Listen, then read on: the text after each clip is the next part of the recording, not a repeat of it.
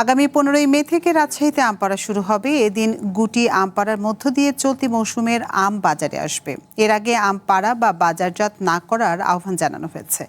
এ নিয়ে বিস্তারিত জানাতে আমাদের সাথে যোগ দিচ্ছেন আহসান হাবিব। অপু 15ই মে থেকে তো আম পাড়া শুরু হবে। এবার ফলন নিয়ে আসলে আম চাষিরা কি বলেছেন এবং জেলা প্রশাসন, কৃষি বিভাগের সাথে আম চাষি, ব্যবসায়ী এবং পরিবহন সংশ্লিষ্টদের যে মত বিনিময় সভা হয়েছে সেখানে থেকে আসলে কি কি সিদ্ধান্ত নেওয়া হয়েছে?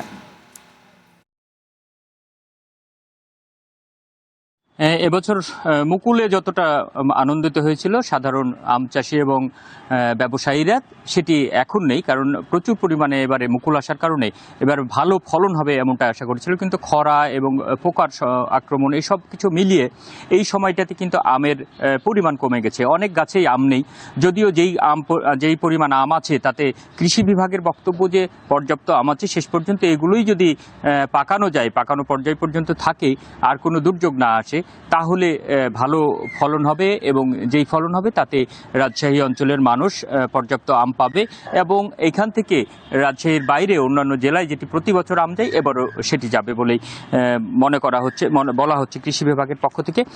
আমরা অনেক গাছেই দেখছি এবারে আমের সংখ্যা কম। আমের সংখ্যা এই নিয়ে চাষিদের মধ্যেও এক ধরনের চিন্তা আছে যে তারা পর্যাপ্ত দাম না পেলে তারা ক্ষতিগ্রস্ত হবে এরকম। তো এরপরেও আম আসলে কৃষি বিভাগ এবং জেলা প্রশাসন পক্ষ থেকে যে সভাটি হয়েছে, মতবিনিময় সভা, সেটির উদ্দেশ্য হচ্ছে যে অপরিপক্ক অবস্থায় কোনো আম যেন চাষিরা না পারে, বিশেষ করে তারা বাড়তি লাভের আশায় খুব প্রথম অবস্থাতেই পরিপক্ক না হয়েও যাতে আম পাড়ার পরে তারা কোনো মেডিসিন দিয়ে স্প্রে করে যাতে পাকানোর সুযোগ না নেয়, সেই জন্য একটা কমপক্ষে এই দিনের পরে আর কি পারতে হবে এরকম একটা তারিখ তারা ঘোষণা করেছে। এবং শুধুমাত্র গুটি আম দিয়ে শুরু হচ্ছে চলতি মৌসুম। 15 মে থেকে এই আম পাড়া যাবে। এরপরে আসছে গোপালভোগ আম প্রচুর পরিমাণেই হয় রাজশাহী অঞ্চলে, সেটি 22 মের পরে পাড়া যাবে, অর্থাৎ 22 তারিখ থেকে সেটি বাজারে আসতে পারবে। তারপরে 25 মে রানী পছন্দ বা লক্ষণভোগ যে আম, সেই আমগুলো পাড়া যাবে, গাছ থেকে নামানো যাবে। এরপরে হিমসাগর, যেটি খুবই চাহিদা বেশি থাকে, এই আমের চাহিদা রাজশাহীর বাইরেও অনেক চাহিদা থাকে, ঢাকা সহ অন্যান্য জায়গাতে এই আমটি প্রচুর যায়। হিমসাগর পাড়া এখানে গাছ থেকে নামানো যাবে 30 মে থেকে।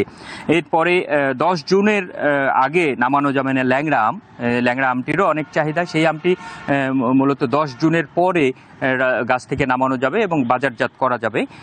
আরেকটি হচ্ছে ফজলি আম, প্রচুর ফজলি আমটি যেটা শেষের দিকে আম, সেটি জুন মাসের 15 তারিখে সেটি নামানো যাবে গাছ থেকে। আশিনা আম 10 জুলাই থেকে গাছ থেকে পাড়া যাবে এবং বাজারজাত করা যাবে এটি।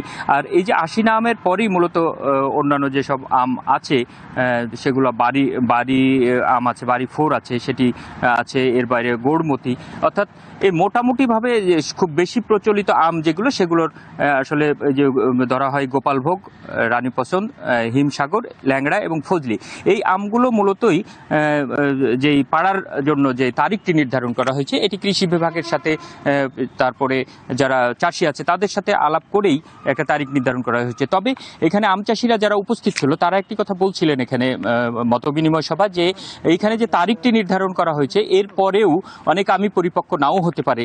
এই সব মিলিয়ে তারা যেটি বলছে, যে জেলা প্রশাসনও বলছে যে মূলত তারিখটা নির্ধারণ করা হয়েছে মোটামুটি আবহাওয়ার উপর নির্ভর করে কোন সময়টাতে কোন আমটা পাকতে পারে সেটি নির্ধারণ করেই মূলত এই তারিখটা নির্ধারণ করা হয়েছে। এবং এই তারিখের আগে কোনো আম পাড়া হলে জেলা প্রশাসনের পক্ষ থেকে বলা হচ্ছে যে তারা এটি মনিটরিং করবে এবং নির্ধারিত যে তারিখ দেওয়া হয়েছে তার আগে আমগুলো পারলে এই ব্যাপারে প্রয়োজনীয় ব্যবস্থা গ্রহণ করা হবে। এখানে যারা আম ব্যবসায়ী আছে, বিশেষ করে চারঘাট এবং বানেশ্বর এলাকায় যে আমের বড় বাজার বসে, তারা যেটি বলছিলেন যে এখানে এই জায়গাতে মনিটরিংয়ের দাবি করা হয়েছে। আর রাজশাহী অঞ্চলের সব মিলিয়ে রাজশাহীর ব্যবসায়ীরা যেটি বলছেন যে আমের এই মৌসুমটাতে তারা যাতে সঠিকভাবে পরিবহনের যে ব্যবস্থা সেটি যাতে পায় এবং সেই সাথে আরেকটি জিনিস হচ্ছে যে তারা যাতে ন্যায্য দাম পায়, একেবারেই যাতে দাম পড়ে না যায়, যাতে তারা ক্ষতিগ্রস্ত না হয়, এই বিষয়গুলোই কিন্তু আম চাষি এবং ব্যবসায়ীদের পক্ষ থেকে বলা হয়েছে। আতিফা।